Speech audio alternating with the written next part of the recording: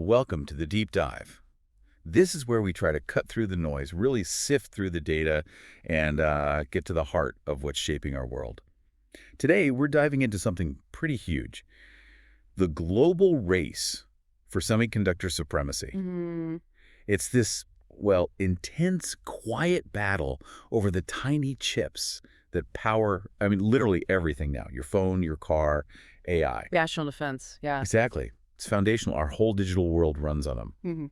So for this deep dive, we've been digging into some really good recent pieces from The Economist, things like their All-American Silicon article, and also this really insightful series they did called Asia. Yeah. That one really got into Japan's comeback, which is fascinating. Yeah, those were great reads. Gave a real global picture. Totally. So our mission today is basically to unpack why everyone's scrambling to build more chips, what kind of, massive challenges they're bumping up against, and maybe most importantly, what does all this mean for you, for innovation and, well, the whole global economy? Okay, so let's start with the U.S. They used to be the giant, right, in chip manufacturing. Absolutely, Um, way back. But now, they're playing catch-up. A lot of production moved overseas over the decades. Mhm. The ambition now in America, though, it's massive.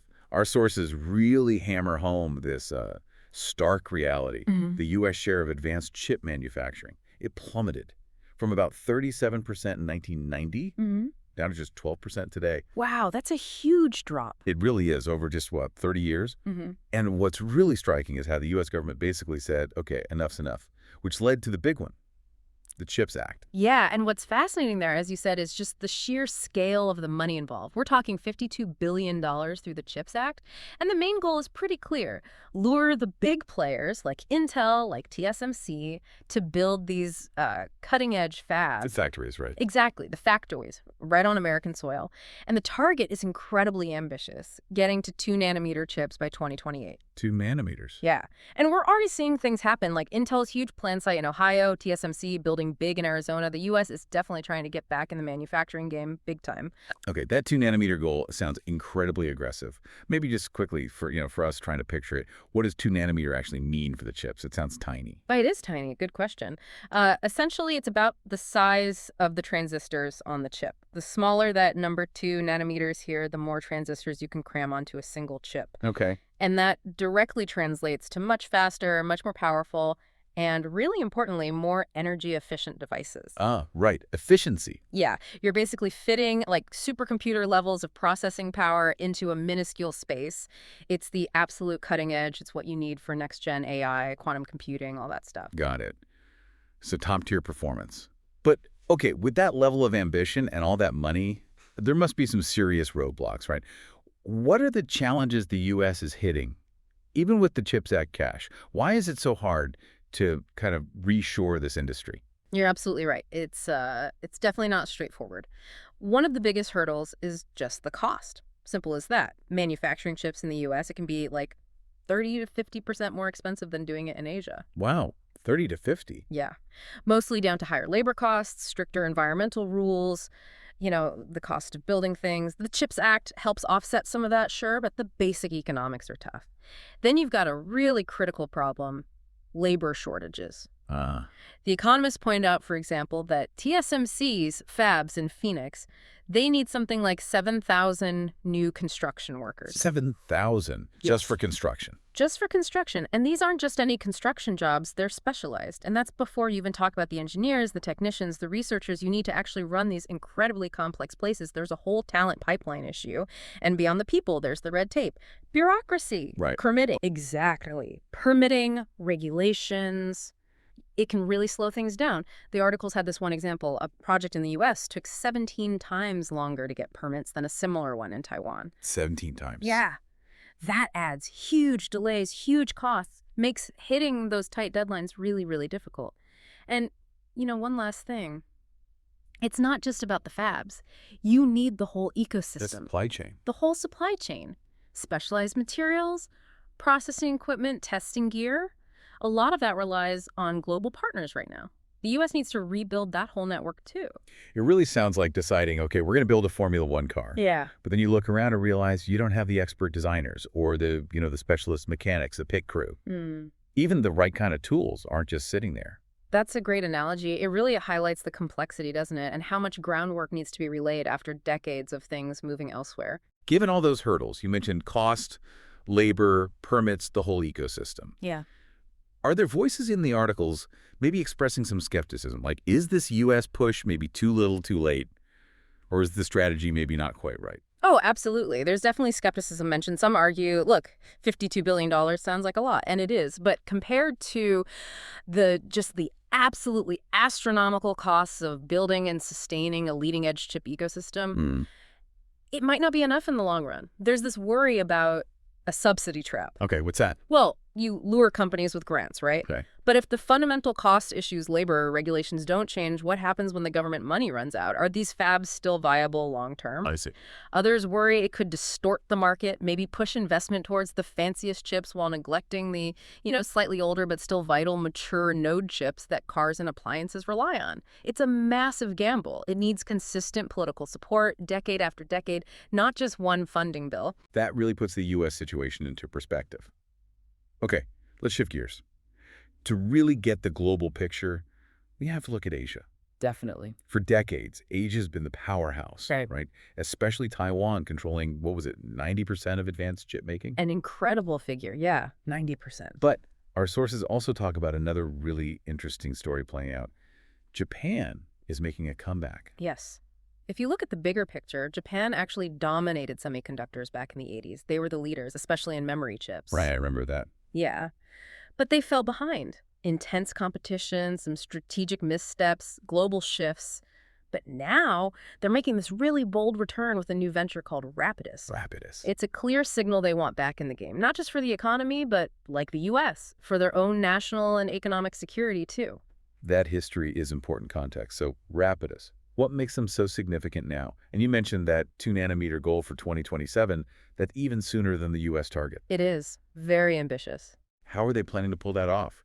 Is their approach different, maybe more sustainable somehow? Well, Rapidus has this laser focus, 2-nanometer chips by 2027. It's definitely turning heads. Their strategy seems to have a few key parts. First, leadership. It's headed by Atsuyoshi Koike, who's 73, a real industry veteran from Hitachi IBM. He brings decades of know-how. Okay, experience counts. Absolutely. Yeah. Second, the backing is huge. There's serious government money, about $2.6 billion from Tokyo. But also, it's a consortium of 8 massive Japanese tech companies: Sony, Toyota, NTT.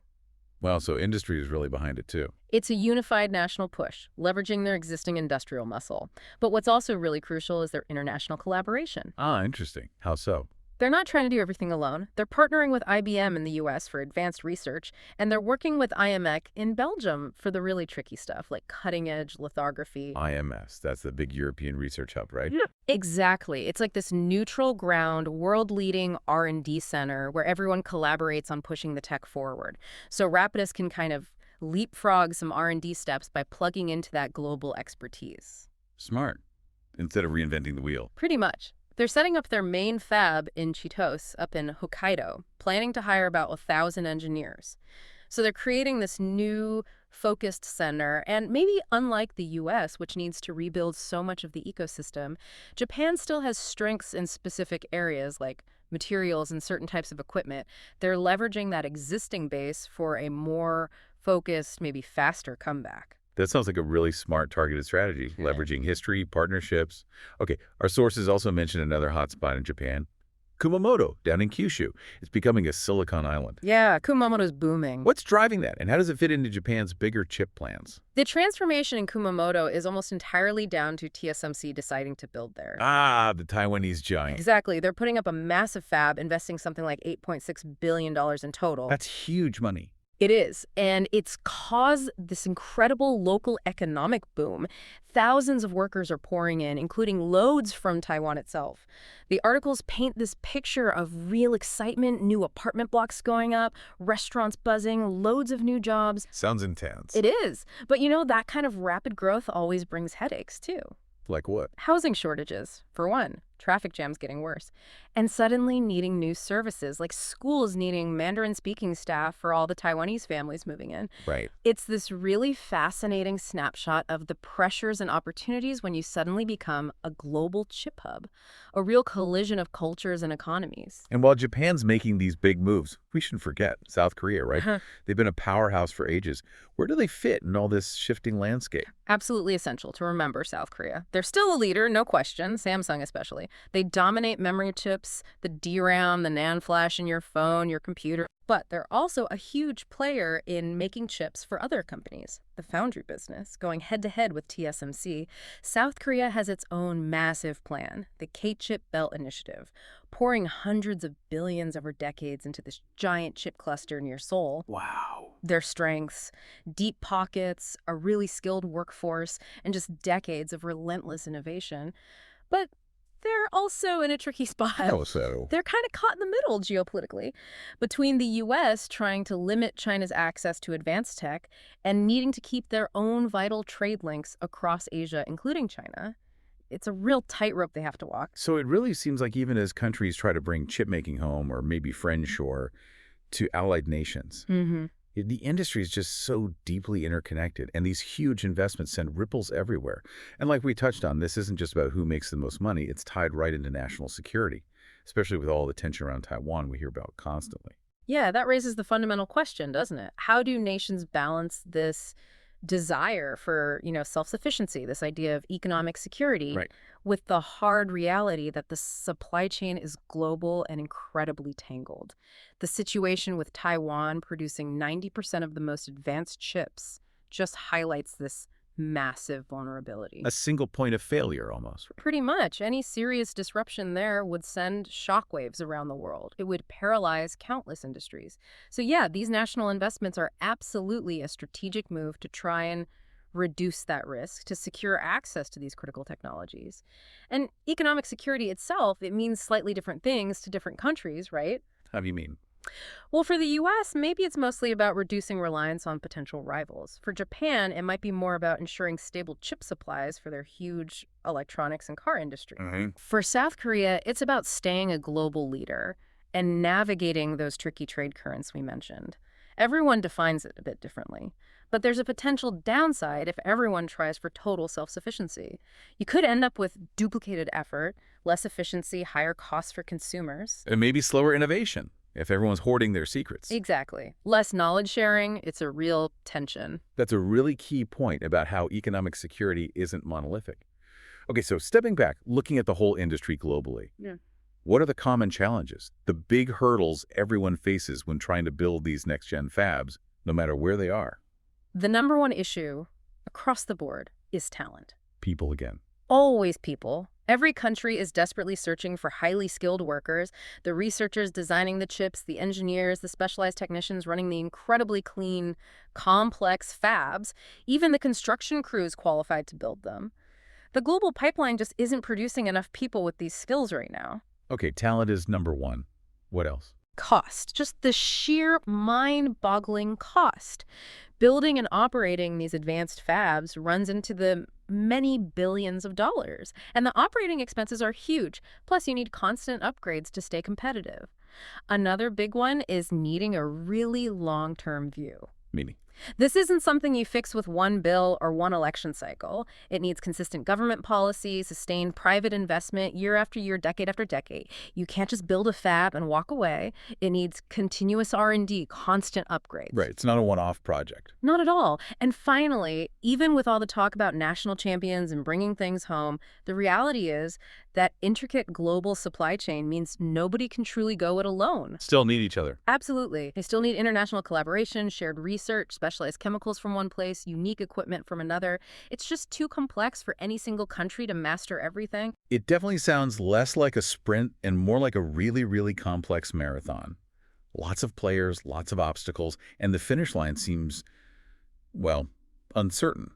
And this fragmentation we're seeing, this push for regional supply chains, how might that actually impact innovation in the long run? Does it make us more resilient, or does it just create silos and slow things down? That really is the multi-billion-dollar question, isn't it? On one hand, yeah, spreading out the manufacturing could make the global supply more robust, less vulnerable to a single point of failure, whether it's geopolitics or, an earthquake. About resilience. It might even spark innovation in new places. But the flip side is if you end up with lots of fragmented R&D, duplicated efforts, factories that aren't running at peak efficiency because they're not specialized enough, Costs go up. costs could go way up, and the actual pace of cutting-edge discovery might slow down. Advanced tech could become more expensive, less accessible for everybody. It's this huge trade-off the world is trying to figure out right now, kind of without a clear roadmap. It's an incredibly dynamic and, frankly, crucial sector to watch. Okay, so just to recap. We've seen the U.S. pouring billions into rebuilding its chip capacity, but facing these huge hurdles: cost, talent, red tape. We've looked at Japan's really impressive comeback strategy with Rapidus, using its unique strengths and partnerships, plus the boomtown effect in Kyushu. Yeah, the Silicon Island. And we touched on South Korea's continued strength and its own big plans, all underlining just how interconnected yet competitive this whole global race is. So as we think about this massive global push for chip independence, all these resources flooding in, here's something to ponder. Will the world really manage to diversify its semiconductor supply chains? Will we end up with several strong, resilient hubs? Or will the sheer complexity, the staggering cost of playing at the highest level, ultimately just reinforce the concentration of power? Maybe a slightly different location, sure, but still leaving us vulnerable in new ways. And what kind of unforeseen geopolitical ripples might emerge from all this intense national self-interest being poured into what used to be a much more globalized industry? Lots to think about there. Thank you for joining us on this deep dive. We hope it's given you a clearer view of this battle for silicon and why it matters so much.